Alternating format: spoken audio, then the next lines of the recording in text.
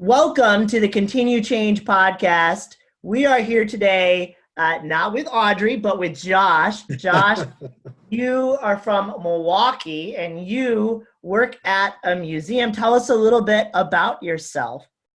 Yeah, it was a long journey getting here. Actually, I'm currently the PR manager at the Milwaukee Art Museum, but I spent 20 years in West Michigan before coming here. So I went to high school in Milwaukee, went to college in West Michigan, ended up starting a business, had that for 11 years in Grand Rapids.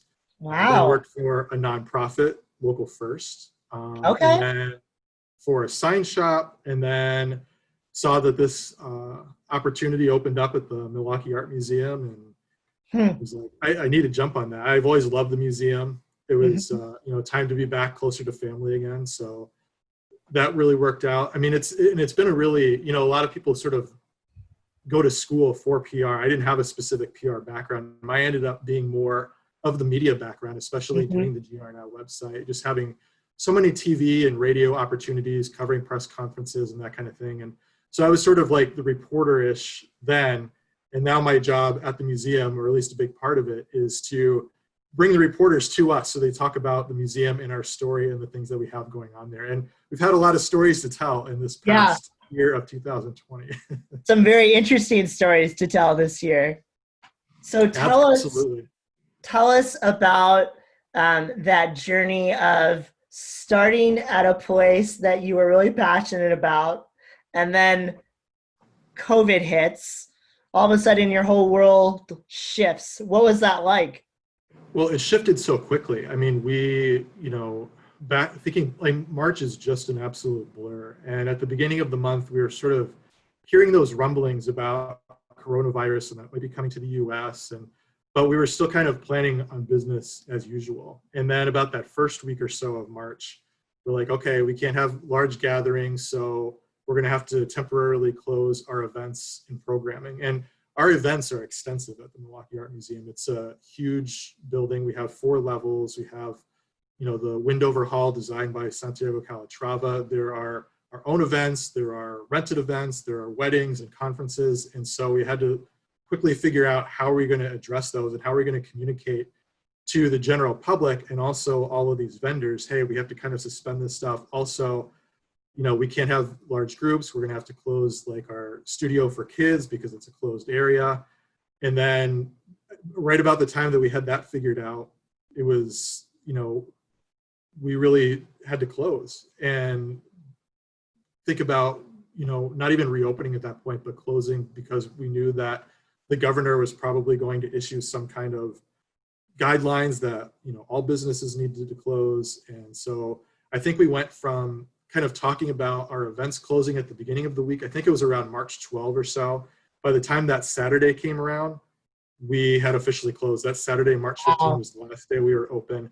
And Wow. then actually March 17, that Monday, was the first day we began meeting and figuring out how to put our content online in the meantime. So for a museum, that is an incredibly tight deadline because, Yeah. I mean, it's a large institution. We're used to moving on a really much slower scale. The exhibitions that we have, the curators work on those 2, 3, 4, 5 years in advance. And we know our schedules 1 to 2 years in advance. So having something come almost out of the blue, making us think and react within days and weeks, that was probably one of the toughest things that we had to sort of face and figure out. I think we did a great job. We were as nimble as possible throughout that Mhm. process, but that was, I think, one of the toughest things of bringing a large, slow-moving organization into having to be Hmm. a quick-moving organization. Hmm. It's almost like stopping a freight train on a dime. Well, the museum sort of looks like a ship on Lake Michigan, and I always think like it's kind of like this giant cruise ship that you're sort of like you barely turn the rudder. You have to do a lot of work turning the rudder to barely get the ship to move in a different direction. And I love we had it. to figure out how to turn the rudder a lot more quickly during that week. And there was so much that we didn't know. Like obviously there was a lot of almost chaos of that week where it was sort of, do we stay open? Do we close? What's safe? What's not? What are the rumors about people beginning to get coronavirus? Where are the cases coming from? What is the government going to do? and not do. And then, as we, from a communication standpoint, began putting this information out that we're going to close, we actually received a good amount of pushback that first week of people saying, well, this is just the flu, it's going to pass, you really need to close. And I think it was, just so little information was out there, and people were like, it's hard to change. It's hard to like know what to expect around the corner. So we're trying to make these decisions based on what is best for our staff and visitors, but we're also getting pushback from the visitors, and sort of like, how do you navigate through that? I think it's really difficult. So yeah, the crisis communications muscles for all of our nonprofit communications directors have gotten really fluxed in the last 90 days. Really fluxed and really nimble. That's for sure. And really, when you don't have a ton of information, trying to answer questions from people, from the public, from the visitors of like, and the media, why are you closing? Why are you not closing? It's, how do you find that balance between the two? And so that was something that was really difficult for us. And we spent a lot of late evenings that week of the March leading up to like March, 15 and 17 of like, how do we address this and how do we answer people? And so a lot of sleepless nights, I'm imagining. It was really stressful. And so that I feel like we grew a lot as an organization, and we, we've had different crises as the museum in the past, just because of being a large institution and sort of being an icon for the city of Milwaukee. You're sort of a lightning rod sometimes, or a magnet for those things, or people want to comment from you. So but you had, in a lot of those cases, you had sort of more time to react, and they didn't typically involve closing the museum. The last time that we had to close the museum, which is very rare, it was during that polar vortex. I think last year we had to close for a day or two because the temperatures, especially along the lake, were the coldest that they had actually been in the history of the Calatrava part of the museum, and weren't sure how the building was going to hold up to. Which is saying a lot for Milwaukee. Which is saying a lot for Milwaukee, yeah. At least it's always slightly warmer by the lake, but this was even unprecedented for that spot right there. So we hadn't anything like this where it was, how do you deal with a lengthy closure? And we didn't even know how long the closure was going to be because, we have a really large event, Art in Bloom, which is happens in April each year, and essentially local artists build or create a floral installation next to a particular work of art that they're inspired by. And that was going to be at the end of April. And so we're like, oh, well, there's still a chance we'll kind of be back open. We don't know how long this is going to last. And, here we are kind of in July working on the reopening now. So, I mean, there was just, what do you do when you don't have a lot of information? So we tried to be as transparent as possible throughout the entire process and just say, we don't have all the answers. This is what we think is best for our staff, for our visitors. We're going to follow the guidelines of the CDC, of government organizations, what the city of Milwaukee, what the county of Milwaukee is going to do and instruct, and, just be as transparent as possible. And really our goal was, let's, communicate that we'll reopen when it's safe for our staff and visitors to do so.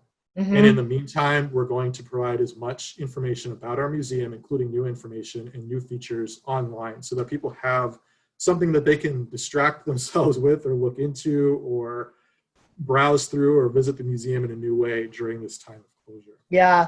And I love that level of transparency that you guys took. And I see that it's also being embraced during your reopening process. So talk to us about the PR of reopening an organization of your size. You guys have done some really exciting stuff along with that.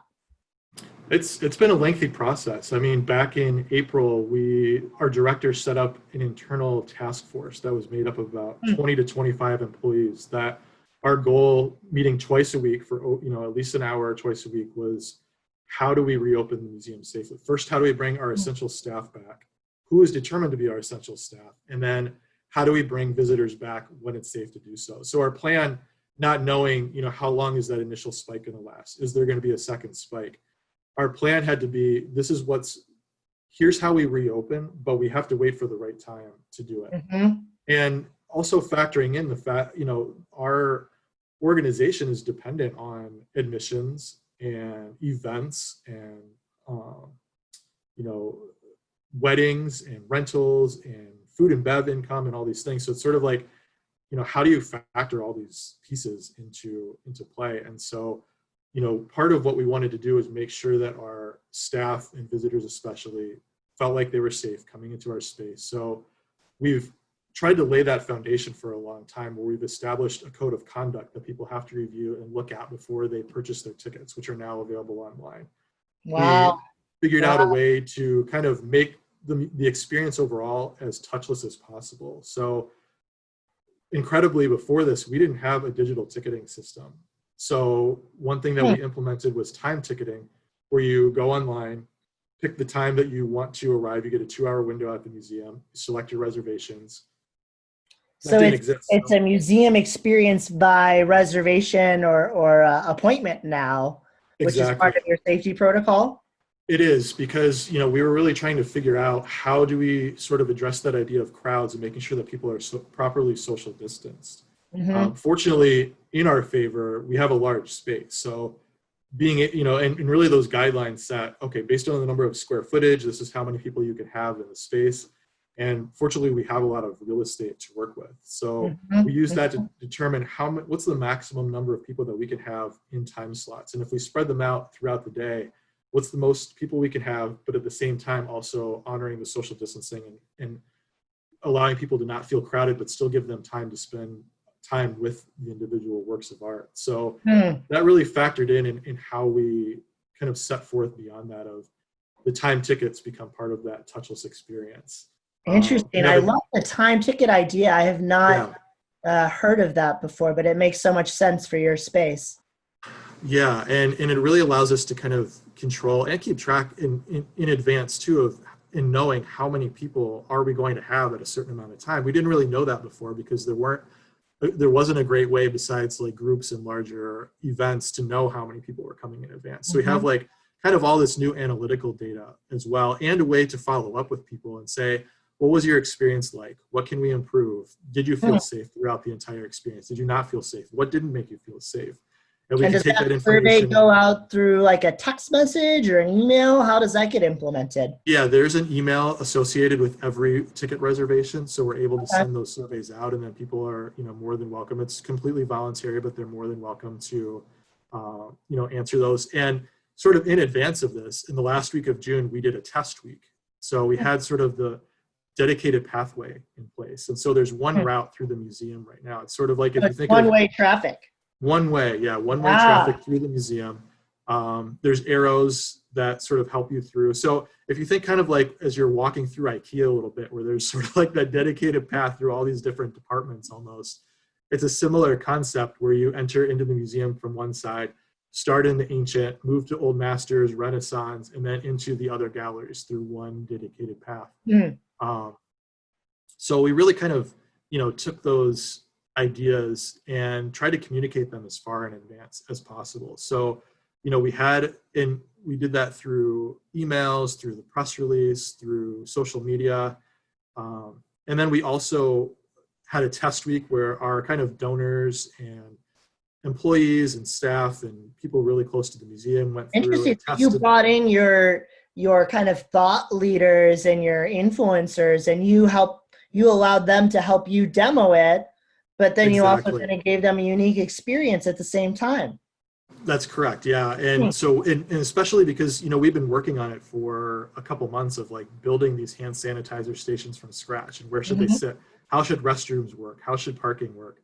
And you think you have an idea, but then there's always blind spots because you're sort of in your vacuum as a group. And so you need those outsider eyes to like sort of point out what are the things that you missed so that we can improve, get better. So we had that test group go through and a survey, and they were required to fill out a survey after. So we took all that great information and implemented those tweaks during kind of the July 4th week where everybody was off, sort of on vacation. We weren't open that week, and we were able to implement a lot of these changes. This past weekend, last week was our members opening. So we had 4 days. If you were a museum member, then you had the opportunity to go into the museum before everyone else, visit. And then you also got a survey, and we just started compiling the information from that. I love it. I love how much user feedback you got. So you kind of did a soft launch, and then you did a soft launch, and then you're doing an official launch. Right. It's kind of it's a weird realm because yes, we've had to be nimble and really change quickly based on all of these things that have happened. But at the same time, we're also trying to, go through that mindset of slow and steady wins the race Mhm, a little bit, where it's like mhm, we also don't want to jump back into it too early and have people feel unsafe, mhm. or have something for it just happen that we didn't foresee. So we're trying to be as measured as possible, during this reopening. So now this week, this Thursday, July 16, is now our official opening to the public. So Woo! visitors, Congratulations. members, yeah, thank you. Anyone that goes online and fills out a reservation is welcome to come through and spend time with the artwork. And we've actually had a really good response. That's kind of one of the question marks too, is, when you're going through this, even if we do reopen, even if it's safe to reopen, are people going to come out? And Right, we right, have right. no idea what to expect, and You're especially spending because we're all working. this time preparing for something, but you don't know what the outcome will be. Yeah, it could be a Yeah. very slow recovery. And there were some metrics and some people specifically working kind of in the museum realm nationally that were doing surveys. And it seemed like things were bouncing back a little bit, but you just don't know what the reality is going to be until you actually open your doors and people have that choice to go or not go. Mm-hmm. And, fortunately for us, we actually had a really good response for the first week. We opened the ticketing, I think on July 6th, so about 10 days before, which is a really short time frame for us too. Mm-hmm. Like we're typically booking, groups and tours and all these things weeks and months in advance. And Right, so so you had this to was a turn really, that around very quickly too. exactly. And we Yeah. weren't really sure what the response was going to be, but it's actually been really strong. And we've had our reservations sort of half filled with the idea that if they do get filled, then we can sort of unlock more.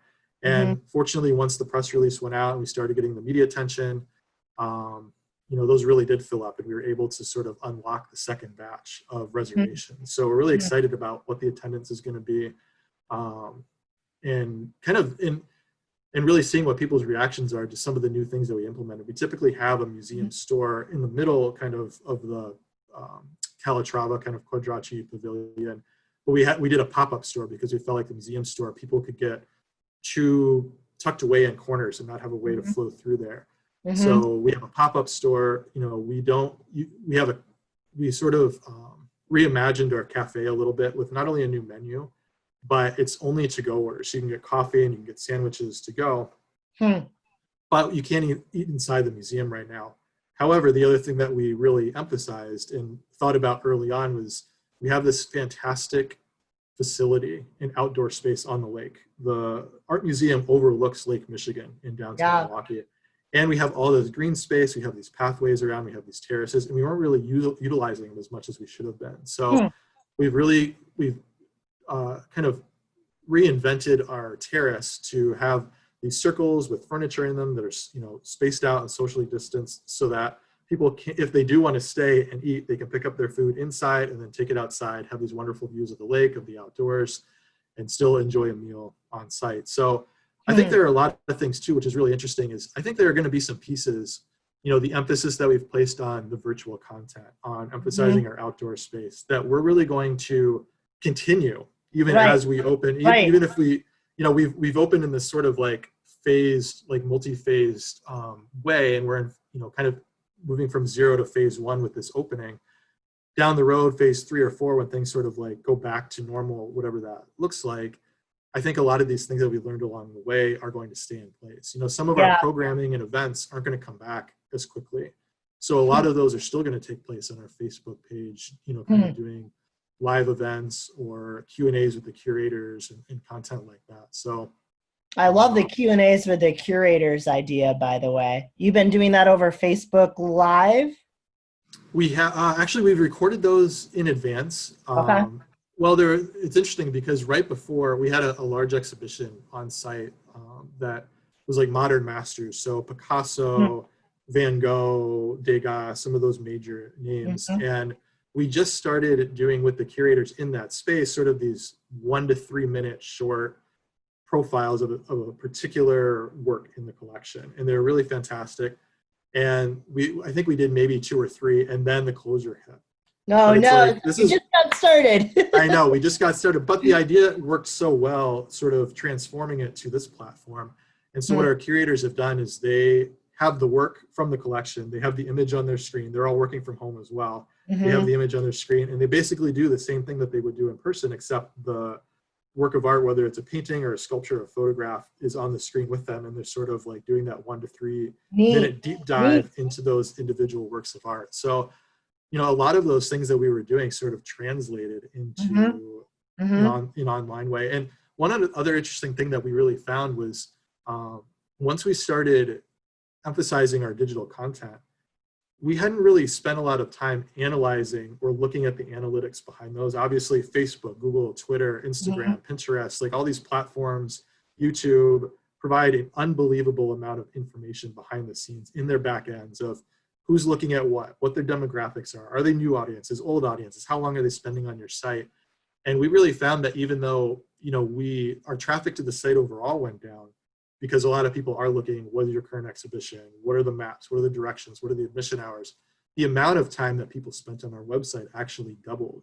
Right, time on page went way up because those who were visiting, now they were utilizing that digital experience that you were creating. Exactly, and 40% of people that came to the site had not visited the website or the museum in the last year. So we had this new audience, and those curator videos that we created, for instance, we placed on YouTube. And so we started getting the metrics on that. And we found like a whole new audience of kind of 18 to 24-year-olds that weren't necessarily interacting with the museum, but YouTube is such a quality platform for reaching those demographics. And suddenly we had this content that we were pushing out there. So I think, you know, the silver lining is, yes, we've been closed. Yes, we've had to deal with so many, you know, different obstacles that have come up. But I think once we kind of get through this, the things that we also learned along the way are going to make us stronger as an institution overall. Yeah, yeah. Trial by fire is also a refining fire. You guys have done a great job in so many ways, but I think especially with some of the videos that you've done, talk to us, if you would, about the video you did for your actual reopening, because I thought that was a really unique experience as a potential museum attendee. Yeah, we, you know, videos have just become such a central piece to any marketing or PR campaign because of the prominence that, you know, social media gives videos, the shareability, all that kind of stuff, the way that you can integrate them into Instagram and Instagram stories and all those kinds of extra ways to reach out through those.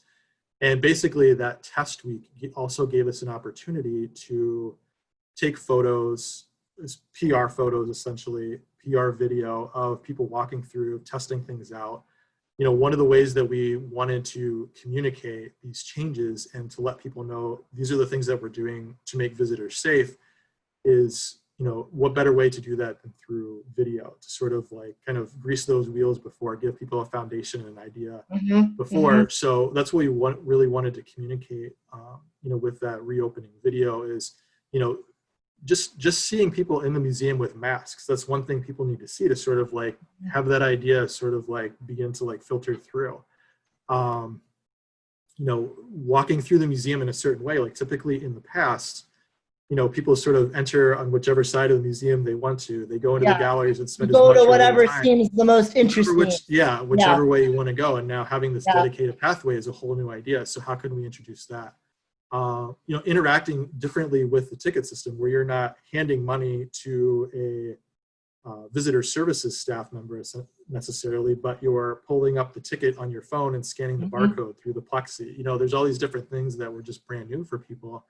And so we thought a video was a really great way to communicate that. We also got photos from that we were able to share with the media. You know, one of the, and let me like add to that for a second. The other thing that we were able to do during this time, which is really kind of another silver lining for us, is the Santiago Calatrava designed piece of the museum opened in 2001. So our 20th anniversary is coming up in 2021. Wow. And we received a large gift of over $1 million over a year ago to basically do renovations and bring the museum back up to its opening day kind of gloss and shine, kind of in time for 2021. And so fortunately this kind of, you know, 3-4 month period of being closed also allowed us to finish a lot of those projects. So the marble that's in Windover Hall is completely back to its glassy way that it was 20 years ago. And Wow. so, and so that was kind of like one of our themes and stories that we wanted to communicate in the press release. It's like, okay, people want to know, when are you open? The other thing we wanted to communicate is we got a gift to have free admission from July 16th through August 16th. So you can go to the museum for free for the next month. And then we also wanted to say, look, this is a year in advance of these projects that have really come together to bring the museum back to the way it was when it opened brand new 20 years ago. And so that video really pulled those together. We can show off the glossiness of the marble. We can show off the dedicated pathways.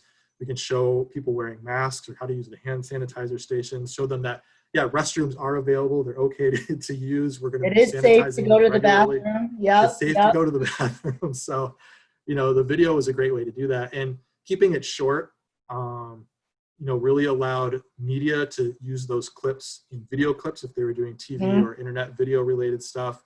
Providing the photos really gave the media a way to add something to the articles or blog posts that they were writing.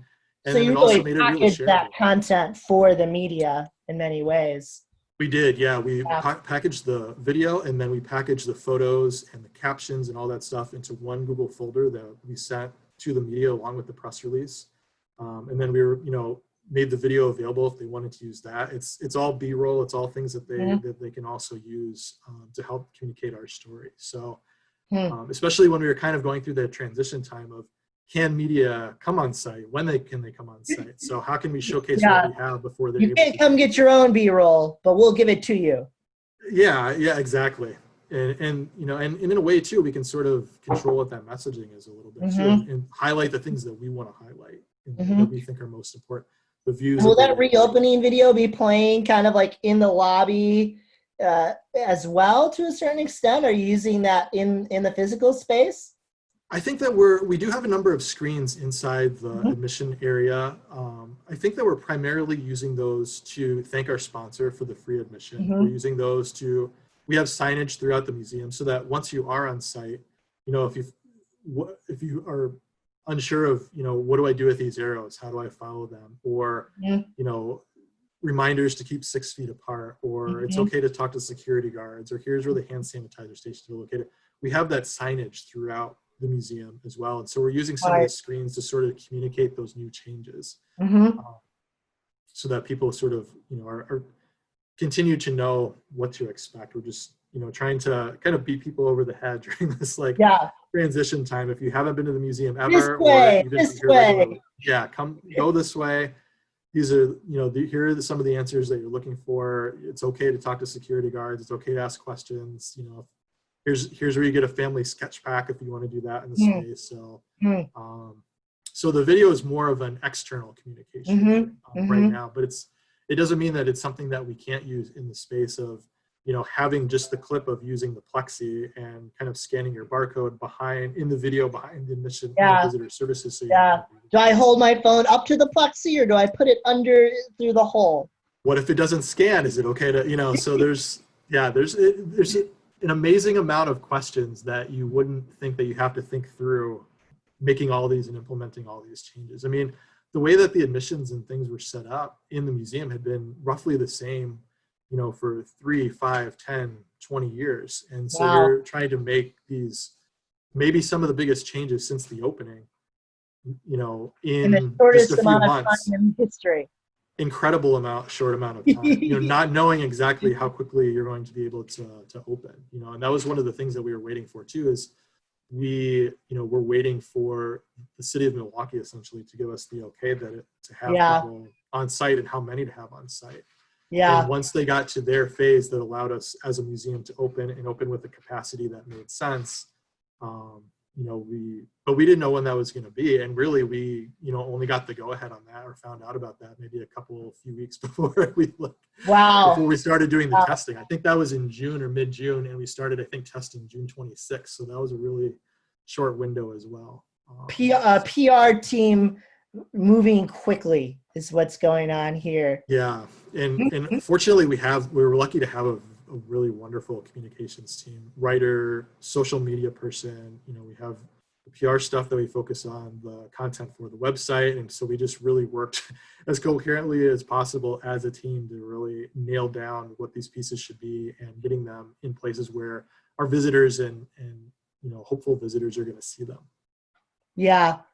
Well, I'm so grateful, Josh, that you've shared some, I think, pretty concrete tips for how to go about utilizing PR for a strategic reopen, especially for such a kind of a complicated situation as a museum presents. I'm sure you'll agree that now is a more important time for the arts than it ever has been before. And although you're on the opposite side of the lake here, to me, I'm looking forward to the chance to actually go back to a museum and to perhaps come visit you guys in person to try out your one-way traffic and also just get, truthfully renewed and refreshed. I think we need that now more than ever. We absolutely do. People need just a minute or a few minutes or a couple hours to sort of unplug from hearing about coronavirus and all the news stories that we've, that have just been an onslaught, and also to get out of the house. Like, people have been stuck at home, kids have been, home from school. And so people have been in place for a very long time. So being able to offer them something that is beautiful, it's on the lake, it's inspiring, it's inspiring, it's, and I think that there's enough time with the way that we've set it up to really, spend time with old favorites and new, and make some new favorites of works of art in the collection, really just kind of contemplate and just get away from, the craziness of 2020 just for a little bit, So we all need a little bit of Van Gogh in our life right now. We right? definitely do. And it was going back to the museum for the first time. So many of us have been working remotely and away from the museum, especially if we're not an essential person to be on site. And it was really amazing being back in that museum the first time, seeing those renovations, seeing artworks up close, like as often or as much as you look at them online, and no matter, even if you go to something like Google Arts and Culture, no matter how well they zoom in on the artwork, it's never the same as actually seeing it in person. The in real life, the IRL experience cannot be beat when it comes to Can't duplicate that. Yeah. Well, I really, again, am so thankful that you made time to talk to us today. I know all of our Continue Change listeners and viewers will certainly appreciate the tips that you shared and the story that you shared. Where can we go if we want to support or get involved or attend your wonderful institution's opportunities? Well, you can get started at our website, mam.org, mam.org, and you can find our virtual content there. You can also learn more about, our changes that we've put in place. And you can also be, if you're in town or, happy to visit, start that process of reserving your ticket online through our website. And once again, our admission is free. So if you, visit Milwaukee and you attend before August 16th, it's completely free to check it out. I love it. Well, maybe I'll see you on the ferry here soon if I cross Lake Michigan. And I hope that all of our listeners and viewers make a point to check you out online. And if you're in the Milwaukee area or nearby in the next couple of months here, make sure you stop by in person. Thanks so much for your time today, Josh. Thanks so much for having me. It's been a great honor, and it was great looking through the previous videos. I think this series is really fantastic. So thanks so much for allowing me to be part of it.